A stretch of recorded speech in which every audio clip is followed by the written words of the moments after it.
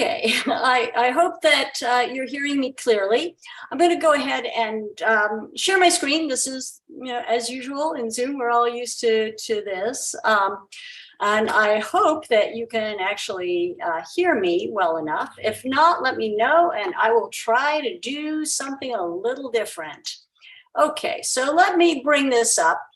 As you know, I hope, I'm going to be talking about digital storytelling.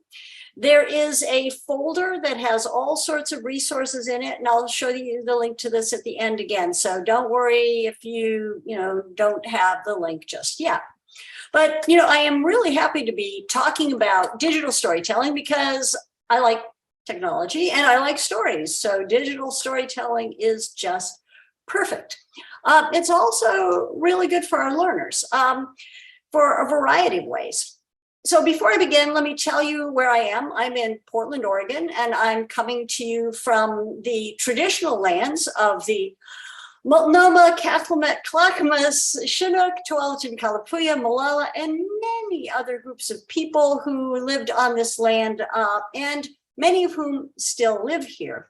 The Chinook Wawa was the language of wider communication for many years before, and it is still spoken today. So we acknowledge the past in order to build a better, more just future. Anyway, which is a whole range of stories in and of itself. But let me start by talking about a question. So how many times this week have you told a story to someone?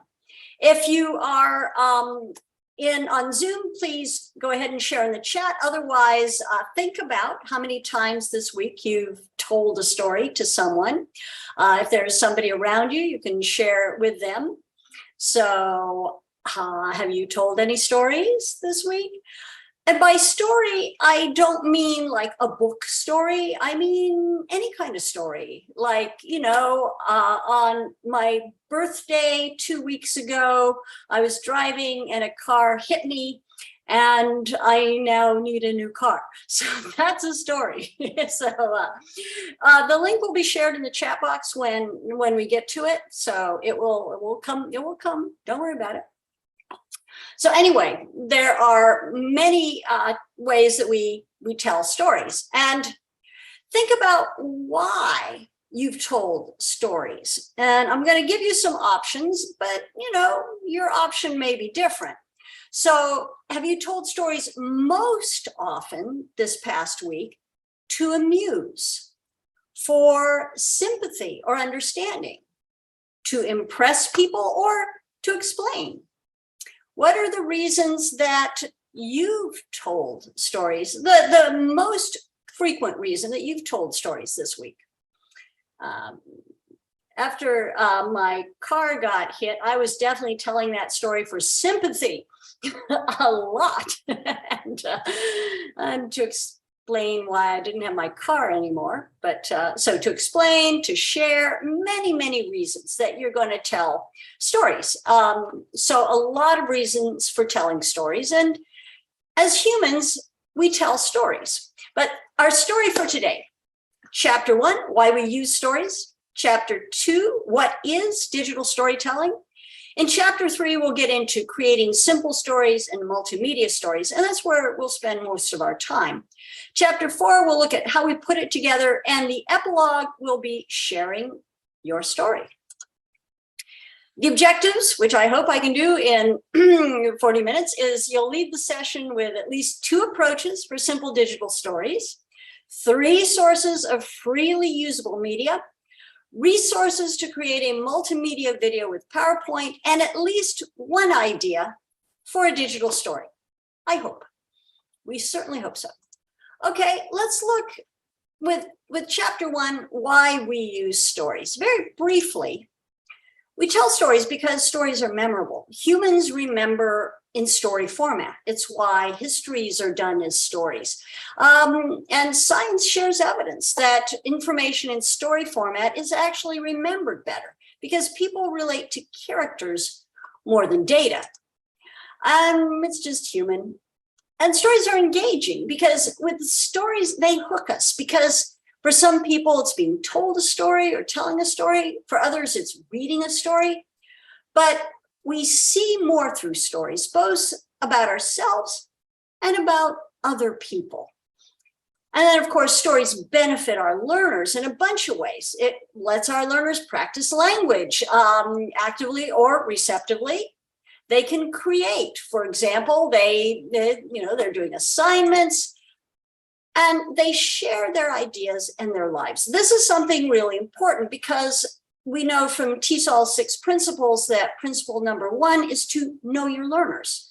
And if they're telling us stories about themselves, we're learning about them. So it's a really nice thing to do. So if we look now at digital storytelling, so we've talked about stories, let's go on to digital storytelling. And I'm going to start with an example. This is Remaking El Rancho by Dulce Alonso. Let me stop share for a moment to make sure I'm sharing with the audio so you can actually hear it. Share sound. Okay, I didn't. All right, let me share. Get back to sharing again. Okay, so this is Remaking El Rancho. It's from Story Center, which is a great source of digital stories to look at.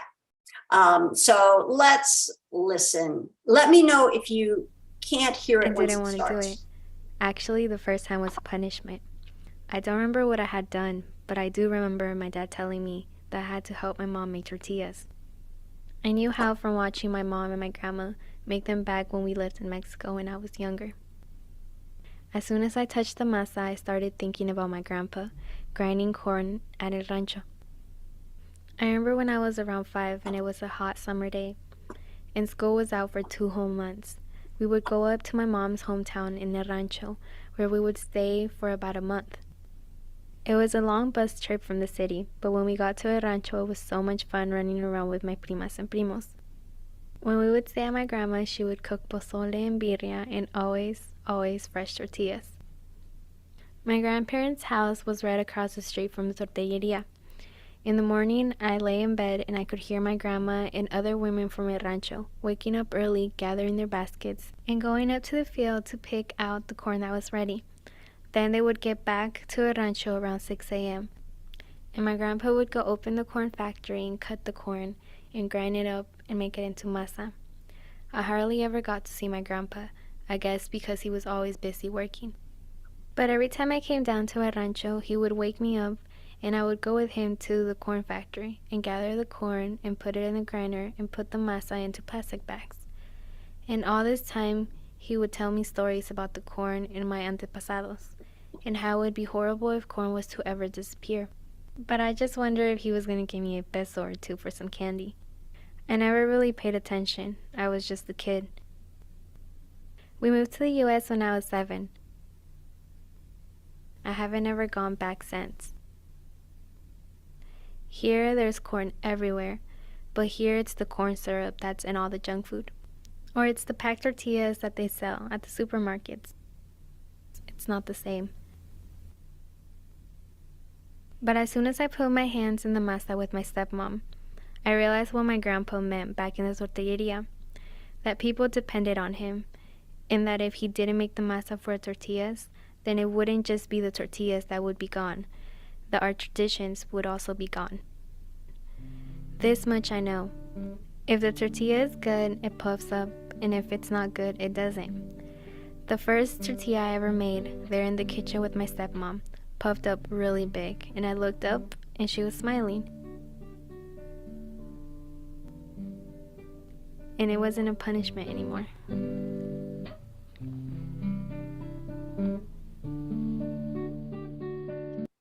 Okay, a nice story, huh? And it's one that is told by someone who is an English language learner. When you think about that story, did you find it memorable and engaging? And I'd also like you to think about, what language skills students would need to create this kind of story or to understand it. And also think a little bit about what our learners might get from creating a digital story that they might not learn otherwise. one of the things you may have noticed in that was that it wasn't entirely in English. There were some Spanish words that came up. And when we think about translanguaging now, using all of the learners' linguistic repertoire, this is a really good example of something that they can share that's theirs, and that also uses a little bit of their own language while they're sharing it. One of the things to think about with this is that if your learners want to tell their story, they will tell it. They don't need a huge amount of language to do it. And as you'll see, they don't need a lot of technology skills either in order to be able to tell a story and do it in digital form.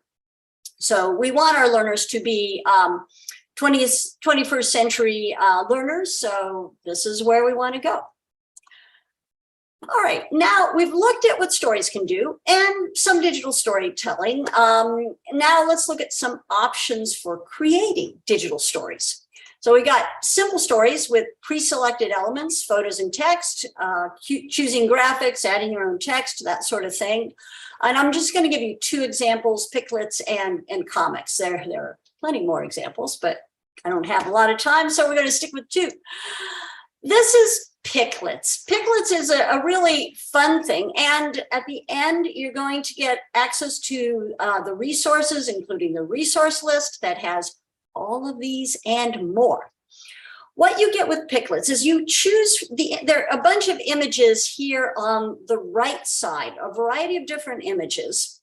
And then what you get when you select an image is a whole bunch of words, nouns, adjectives, adverbs, verbs, and what they call universal, which are like articles and pronouns and that sort of thing. This is a wonderful thing for us as busy teachers because we don't need to think of all of the useful vocabulary for our learners to use.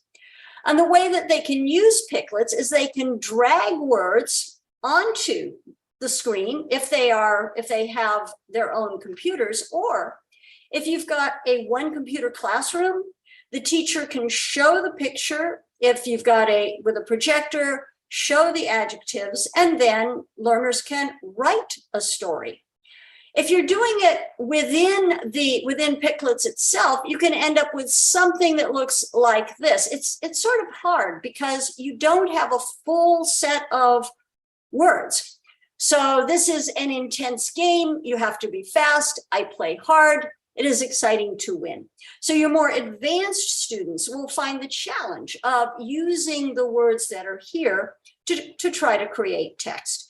But if you don't have advanced students, then have them use the words, whatever words they understand, add their own words to it and create text, say on a piece of paper. If they do it here, it can be saved, it can be shared digitally. So it's a really nice way to go and very simple and free. I like free. So the other one I'm going to talk about very briefly is my personal favorite comic strip creator called Make Beliefs Comics. I am a terrible artist, absolutely terrible. I once drew a stick figure of a family. The baby people thought was a cat. So I am really, really bad at drawing, which is why I love something that gives me characters that I can put in, images that I put in. So you've got a whole bunch of characters, you've got a whole bunch of backgrounds, and the learner adds text. So the learner's choosing what the comic strip is going to say and choosing the text. So it's an assisted way of going. A sample might be like this. You can see I'm learning to bake. This is my first cake. I can't wait to taste it. And oh no, what did I do wrong? If you're in that app itself, on that website itself, you can actually add voice to each one. So you can record your voice reading each one or saying things on each one. So they've now added audio to it. Many of our learners are very much into graphic novels and making comics, so they may be, way advanced on this. They may not need Make Beliefs Comics, but if they do have access to this digital tool, they can share it, they can email it, they can print it. There's a lot of stuff that they can do with it, and they can save it to share with others on the site. So it's got a lot of great features to it. And as you can see, it's not just people, it's a lot of different kinds of people, but personally, I like the alligator, but that would be me. Anyway, this is just a quick example of a couple of easy, simple tools for digital storytelling that give you a bunch of support as you're creating a digital story. So have you tried any of these things? Have you, or would you think about trying these? And if you would just take a moment and if you can access the chat, please do post your comments in the chat. If you've tried a different comic maker, please post that. They're both free tools. With Make Beliefs Comics, you now need to register for free in order to use the site. But a lot of teachers are using Make Beliefs Comics and a lot of students. Okay, so they really are fun things and they're simple ways to get going with digital storytelling. If we go on to more complicated things, multimedia tools, you need some planning, you need media, and I'm going to talk about how you go about doing this, how you create something more like the Story Center video that we saw, a multimedia show. Of course, you can do it on a phone. You're going to outline the story or write it if it's a simple story and record it on a phone. Now, if people want to do a bunch of folks recording on the phone, then it does take a little more planning and it looks a little more like the next thing I'm going to show you. But if someone's just going to do a simple video of themselves talking about something, then it's digital storytelling if they're doing it on their phone. But if they've got a bunch of people doing it on the phone or it's a longer story, you really need to start thinking about why. What is the purpose for the story? There are 10 elements of successful digital storytelling that you can see linked on the resource list.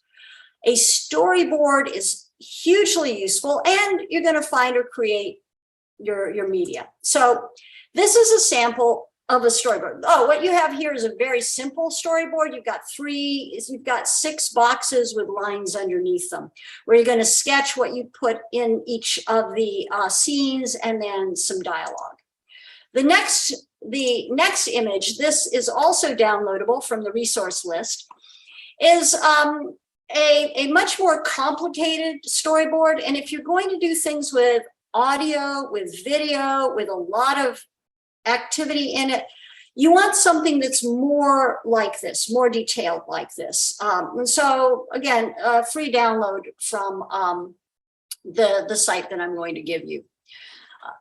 But it's really useful because then you've got the planning that you're doing.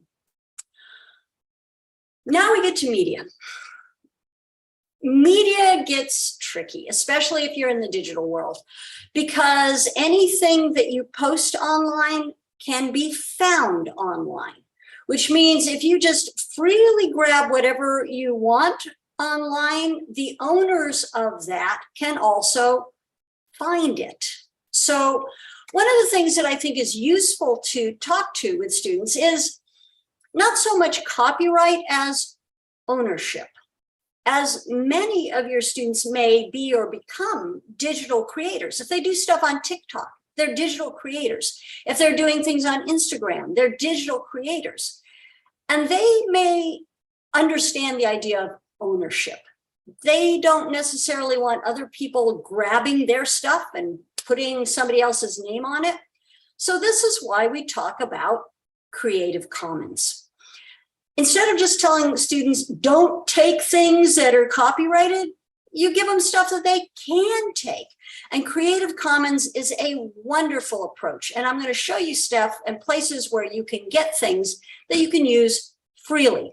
CC0 is the best because you're free to use. You don't even need to say who the author is. CC BY, you got to say the name of the author. CC BY non-commercial.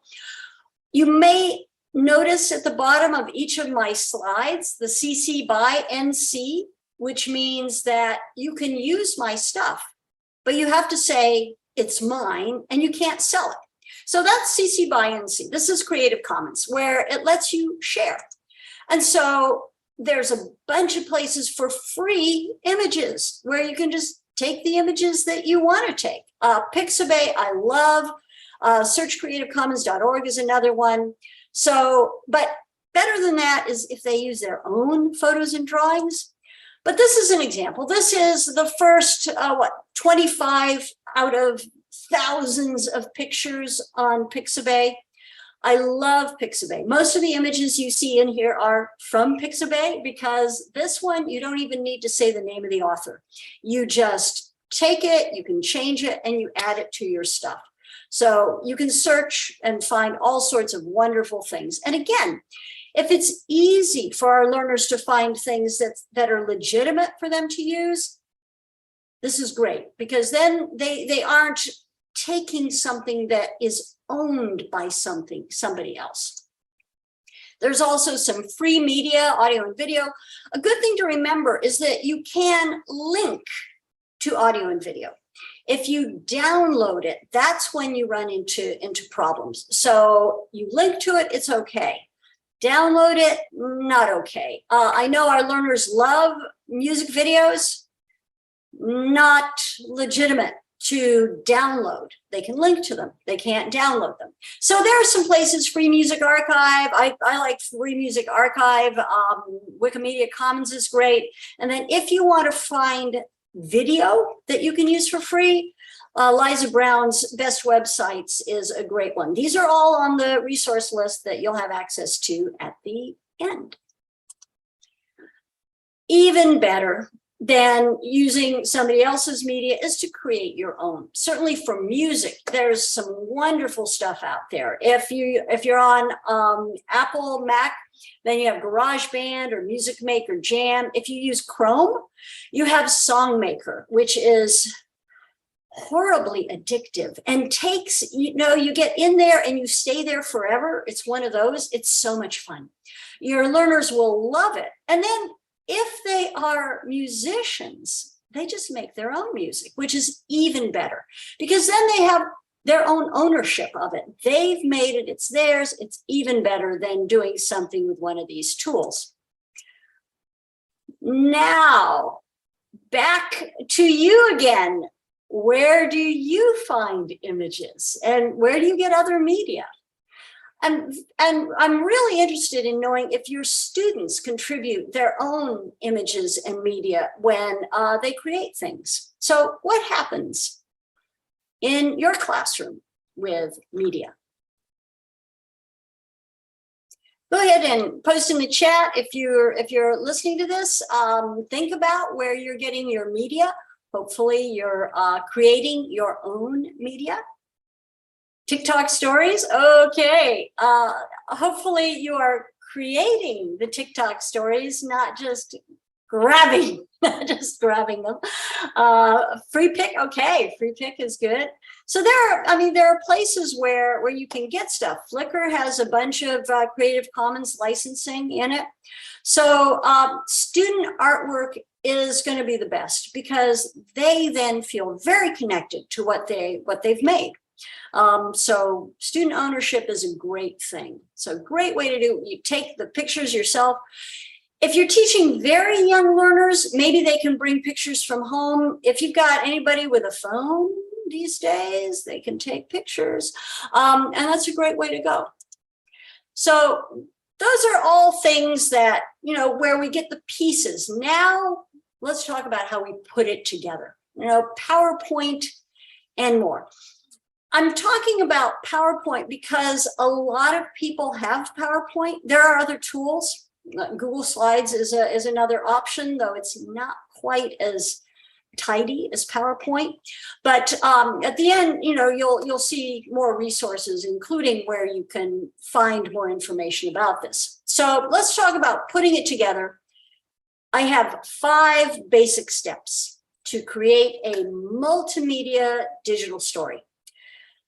And I'll talk about each of these 5 phases in turn. You think about the elements, get your content and media, practice, record the show, and then save and share your video.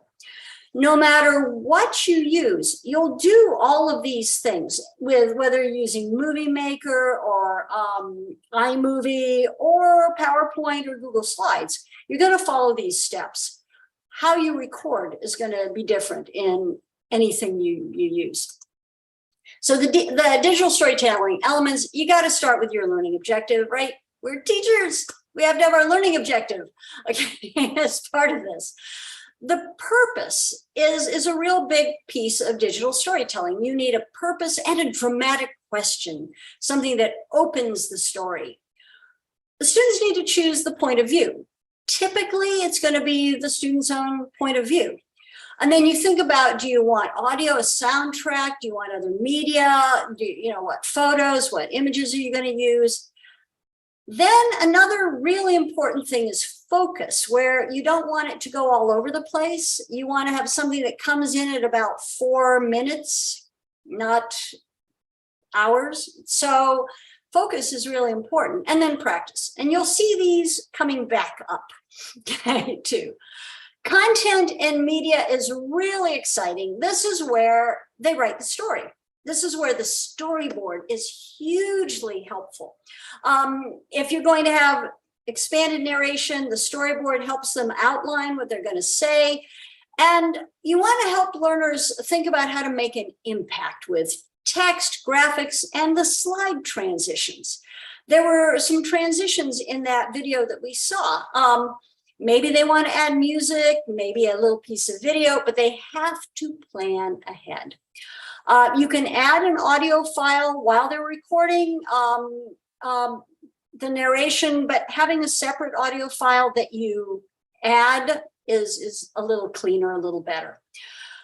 Now, the word to the wise, also known as the pro tip here, you need to set time limits because your learners will be finding new images and new stuff and new music and new audio and new everything for weeks if you let them.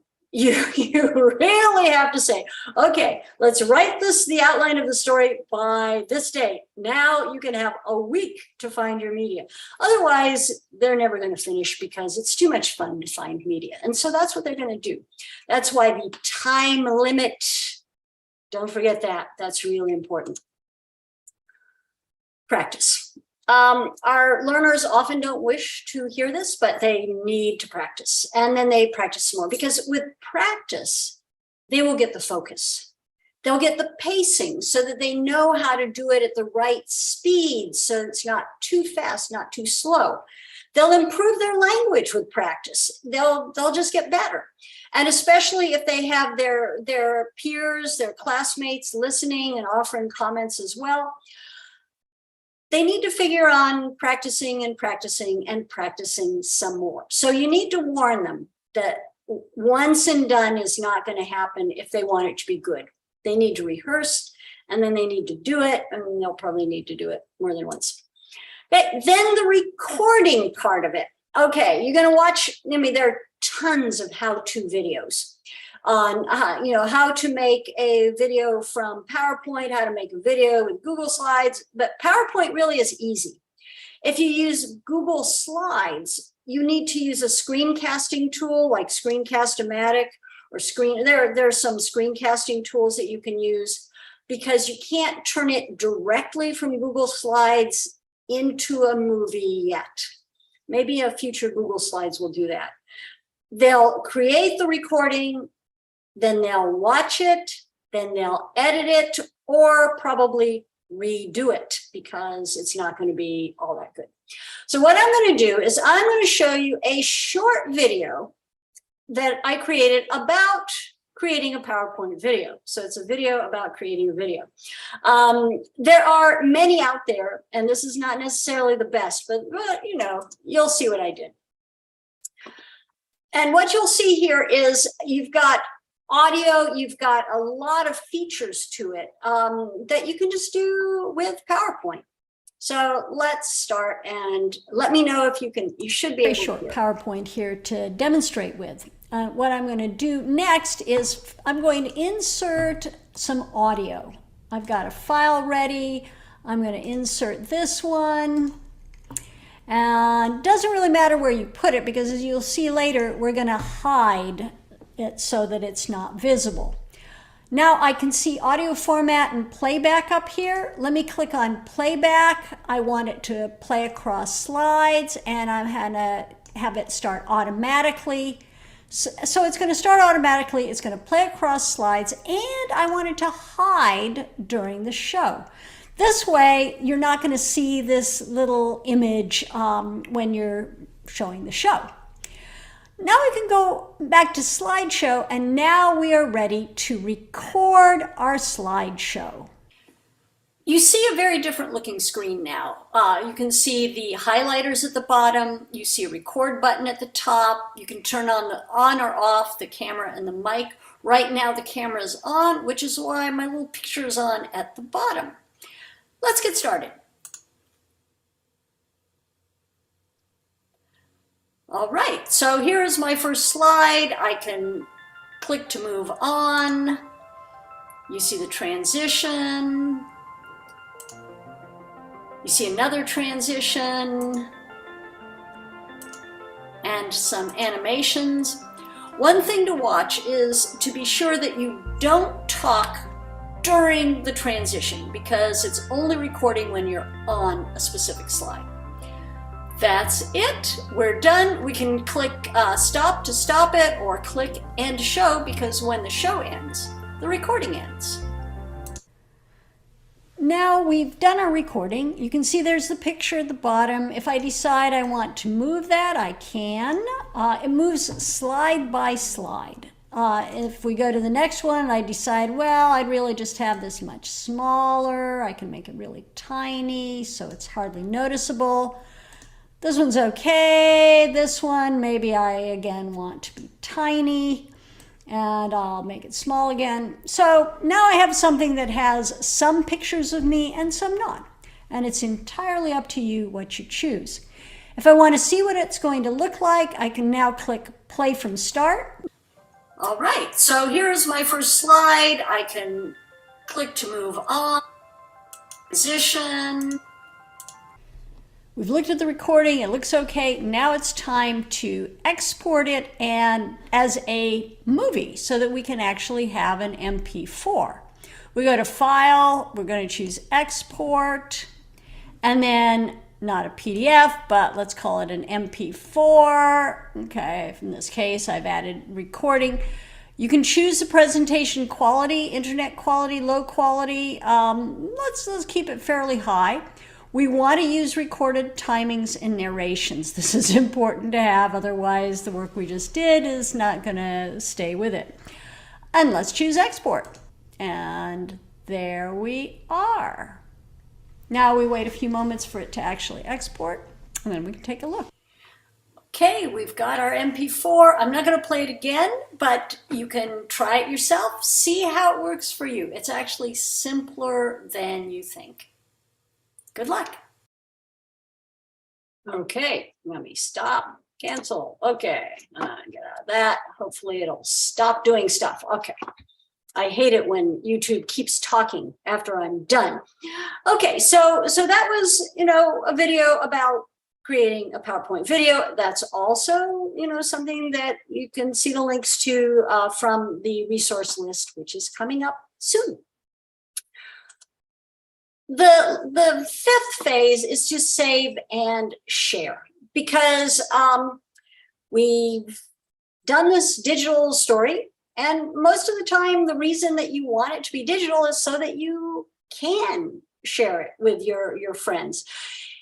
One of the things that makes digital storytelling so deeply important for us as language teachers is the way that our learners get so sucked into trying to share with other people, telling their stories, especially if it's going to go beyond the classroom into the wider world. Now, of course, you can share on YouTube and Vimeo. The thing to be really careful of, if you're going to share on YouTube and Vimeo, you want to watch that your student is protected.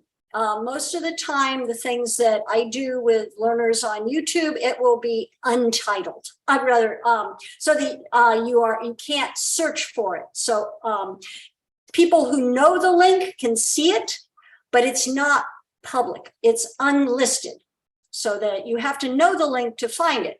And that protects your learners. If you have children, you really, really, really want to be careful about what goes public. And I might hesitate to put anything with young children in it onto YouTube. Vimeo is a little less popular than YouTube, might be a little safer, but you really want things to be protected, because young children are victimized by really nasty people on the internet when they are visible on places like YouTube. So you want to make sure it's unlisted. If they are adults and they want it to go public, great. Let them do it, because it's up to them to decide how public they want it to be. But if it's on YouTube and unlisted, they can share it. They can share it with their friends. They can share it with their, family. And that's really powerful. I created this. It's cool. And it doesn't take a lot to create something that looks cool. If you have Blogger or a blog site, you can add the link to Blogger. You can put it on Google Sites, WordPress. If your school has a learning management system, that's one way to share it, though that's shared only within the learning management system community. So, so you're thinking about, how do you allow people to have the joy of sharing, but without the risk, unless they're adults and they're aware of the risks of sharing things that are personal and about themselves. So we're on to the last bit now, where I'd really like to have you think about whether this is something that you would want to try, and the kinds of stories your learners might create. So if you could share in the chat, especially the kinds of stories you'd ask your learners to create. I mean, it could be something like your family. It could be your favorite book. It could be, so you could do a book report as a digital story, which is a really nice way to go, because people get very interested in telling about the books they've read when they can. Well, our current generation learners really like to do things that are digital and to tell digital stories and to be able to share them with their friends. And so this is really, really a wonderful thing for your learners. Oh, amusing excuses. What a great, great idea. A story about, because it's a story. If you're telling excuses, schools, things like that. There's so many ways. And remember, the digital story is not the equivalent of a massive novel. It's 3 to 4 minutes is your target. Shorter is better. Shorter is fine, but longer than 4 minutes gets a little long. So you really want to bring it in. If you've got a bunch of learners contributing to one story, it can get longer, because they all want to have parts and do things. But if it's one person, really think about focus and short. And you get to focusing in short because you've got, fewer, because you have fewer things that, if you just got one person and they're practicing a lot, then it will get shorter. So, a great way to go. So lots of stories for your learners. If you have learners who've experienced trauma, you do want to be careful. You don't want to encourage people to share beyond their comfort zone. I think that's, as Dr. Gulam is saying, that you want people to be able to be comfortable doing it. So you don't want to ask people who have had a lot of tragedy to talk about, the tragedy. Let them talk about things that are easy to talk about. So many, many stories. And once they get going, it'll be great. And it really is easier than you think to create the stories.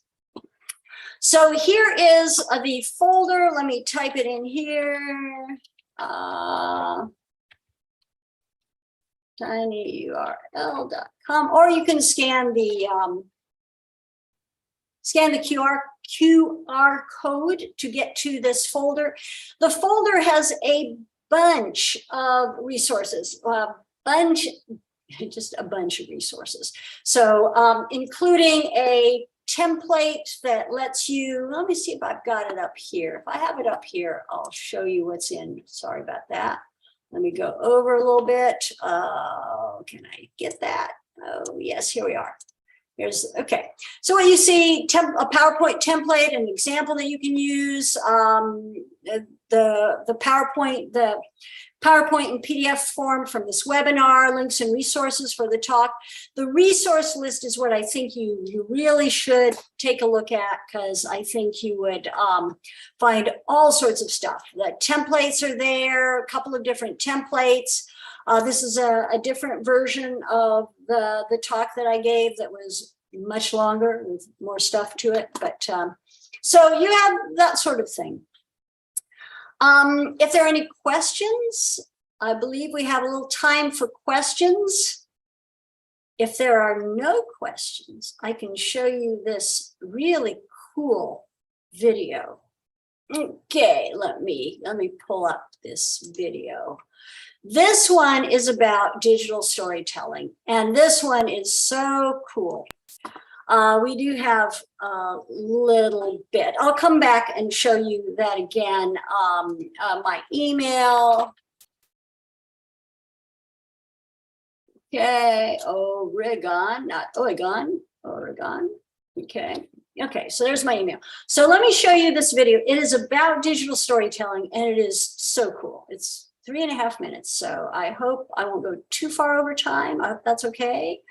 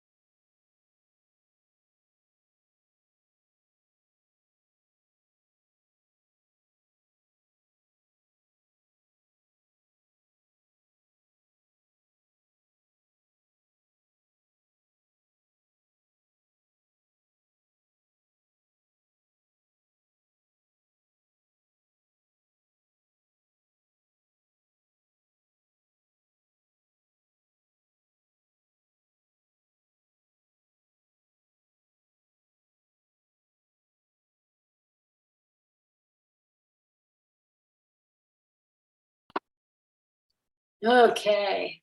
Anyway, I really like that. It was a very brief and fun way to go. And so again, here is the link. Oops, wrong thing. Let me pull up the right one.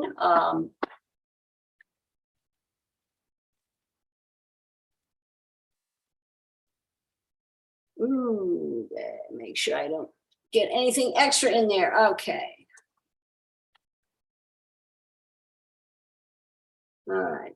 So that's where you can find the resources for this, bunch of useful stuff. And if you do have questions, feel free to post in the chat and ask your question.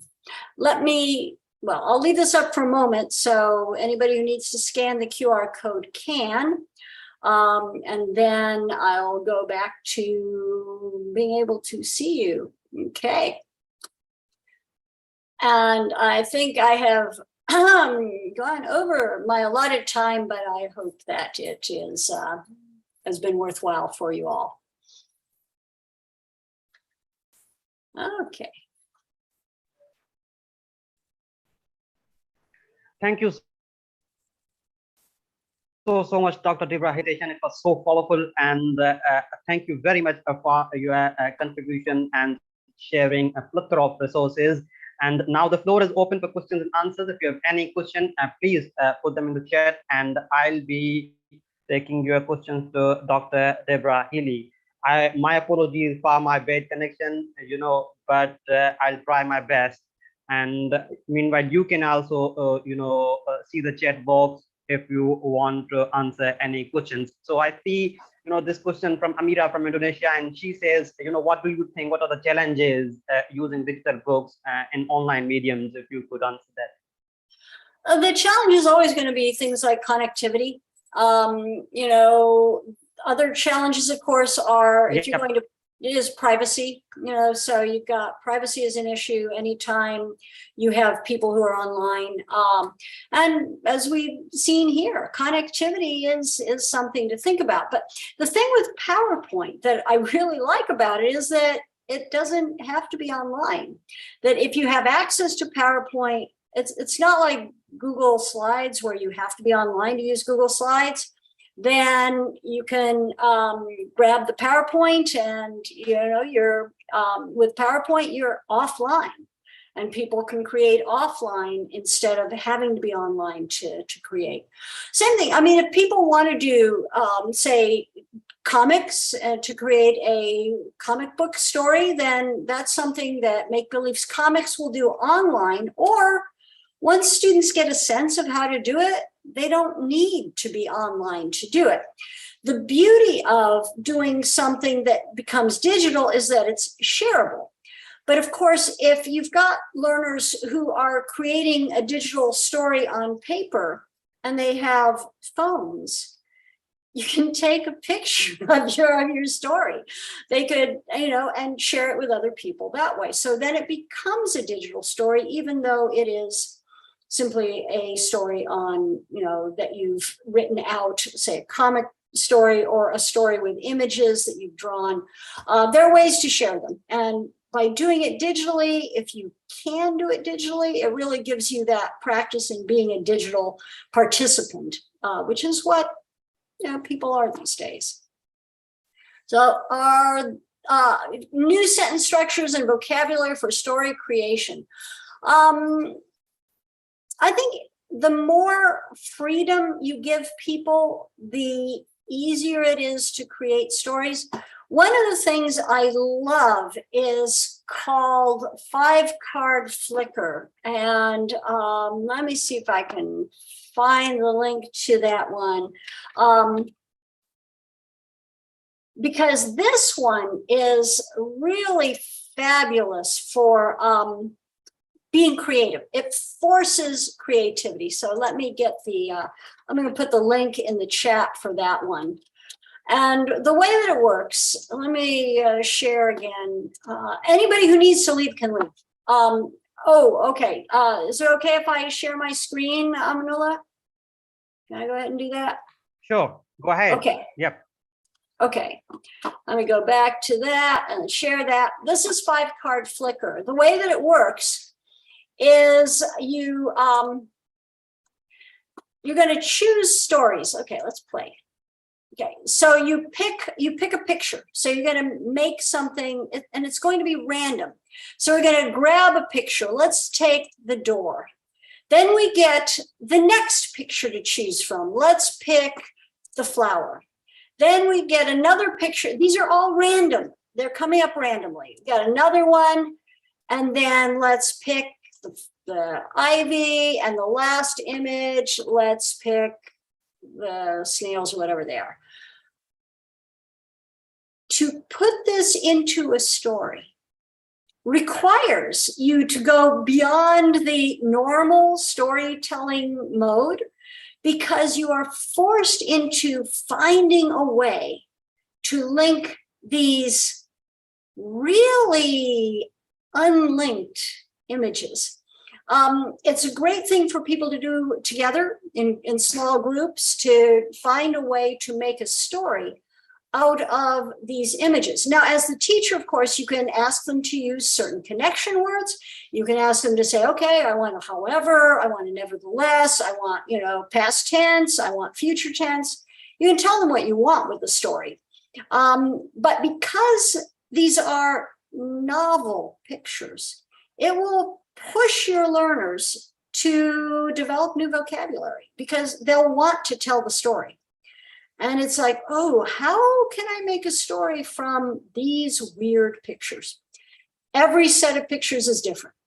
And then when you create the story, you can actually share it on this site so that other people can see your story. But I love 5-card Flickr because it is really a fount of creativity. And if your learners are getting, sort of stale in what they do, this will help push them out of stale, because it forces creativity. And I really like encouraging learners to be creative. And after the first time, they enjoy it too. This is not the typical way of doing things. So this is 5-card Flickr, as I mentioned in the chat. Yeah, and hopefully you'll try that. Okay, yeah, there pictures that you can get from Yellow India. You can do it with physical pictures too. But I like the way that you can have your learners each bring in separate pictures, so that there's the randomness to it.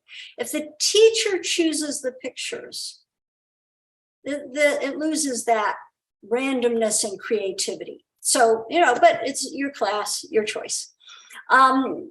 Lots of cartoon pictures. If you go to the website that I mentioned to you, then you will be able to get to a list of a variety of cartoons and stuff. So all sorts of great places. And if you have trouble with the short link to get to the Google Drive, this is the long link to the Google Drive. Because sometimes people have problems with the short link, so there's the long link for you. Otherwise, this is the short link, and there's all sorts of stuff there that you can use. There's also, before we end here, my website.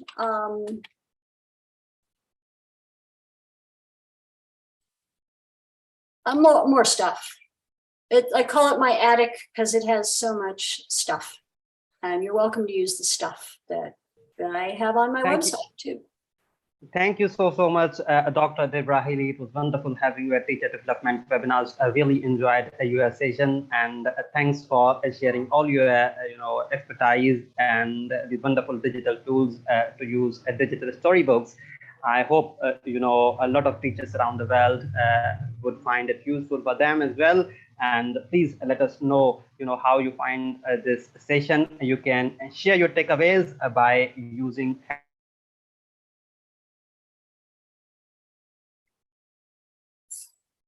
Yeah, thank you all for being here.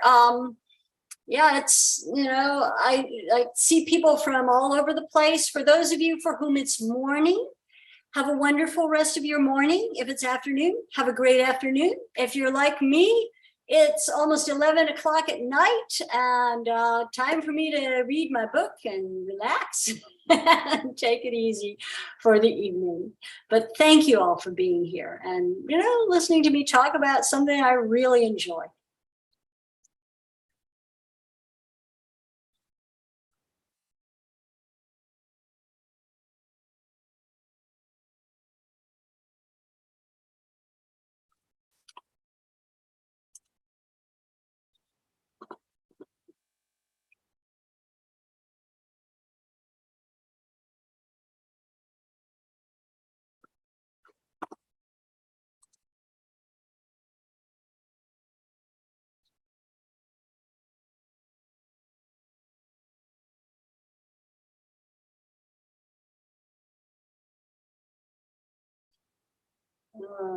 Do we lose Amanola again? Oh, there he is. Okay. So, Amanola, it's your call, and when we stop. Yep, thanks very much. Yeah, so any final words for our webinar? I lost the connection again, so my apologies. It's been wonderful to be here, and good luck with your future webinars. And again, if you see something that you have questions about, feel free to reach out and ask me. Thank you so much, Dr. Deborah Healey. For the certificate, you can email us at info.tdwebinars@gmail.com. For our future webinars, please register on www.tdwebinars.org, and we share all information about our sessions on social media channels. We are available on YouTube, Twitter, LinkedIn, Instagram, and Facebook, of course. This recording will be available on Teacher Development Webinars YouTube channel, so feel free to share. Thanks very much again, Dr. Deborah Healey. Thank you very much all for attending the session. Take care. Bye-bye. Okay. Bye-bye. Bye.